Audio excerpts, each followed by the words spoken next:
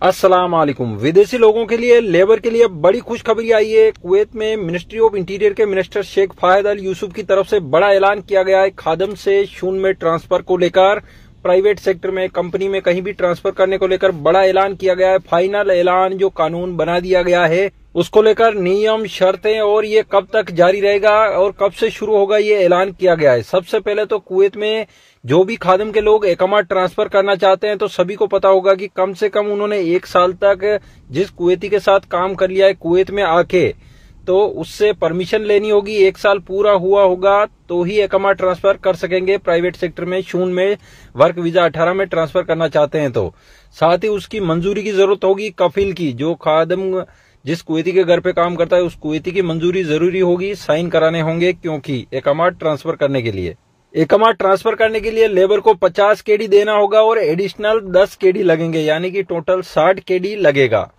ये कानून लागू होता है आने वाली 14 तारीख से। 14 जुलाई से लेके 12 सितंबर तक ये कानून जारी रहेगा, यानी कि 2 महीने के समथिंग बनते हैं। तो इस टाइम में लोग शिफ्ट करा सकते हैं, इकामा ट्रांसफर करा सकते हैं। जो भी लोग अभी चाहे कितने ही सालों से कुवैत में हो, लेकिन अभी जो काफिल है खादम के लोगों का, वो कम से कम उनके पास इकामा 1 साल का पूरा कर लिया, वही लोग ट्रांसफर कर सकेंगे।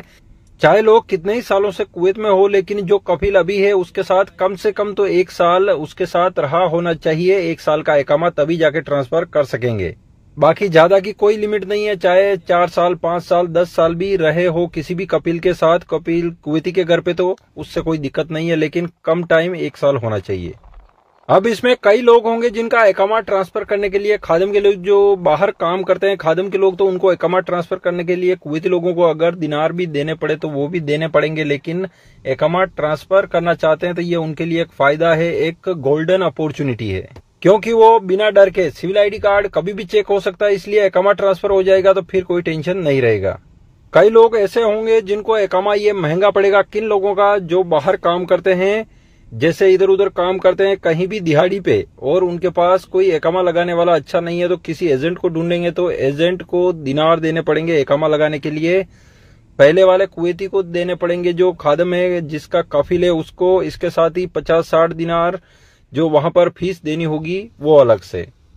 उन लोगों के लिए ये इकामा पहली बार ऐसे थोड़ा महंगा पड़ेगा। बाकी जो लोग कंपनी में काम करते हैं, किसी ठेकेदार के साथ या कंपनी के साथ परमानेंट काम करते हैं, तो उनमें अगर इकामा चेंज करेंगे तो उनका सिर्फ थोड़ा बहुत खर्चा होगा। लेकिन कानून 14 जुलाई से स्टार्ट होगा, इससे पहले तैयारी करके रखें, क्योंकि टाइम निकलने में टाइम नहीं लगता। चाहे वो कुवैती से बात करनी हो, बीच में कोई एजेंट हो जो इकामा लगाता हो तो उससे बात करनी हो, ये सभी मामला कंप्लीट रखें, ताकि 14 जुलाई के बाद 10-15 दिनों में या 20 दिनों में इकामा लग जाए, ट्रांसफर हो जाए, तो फिर टेंशन नहीं है।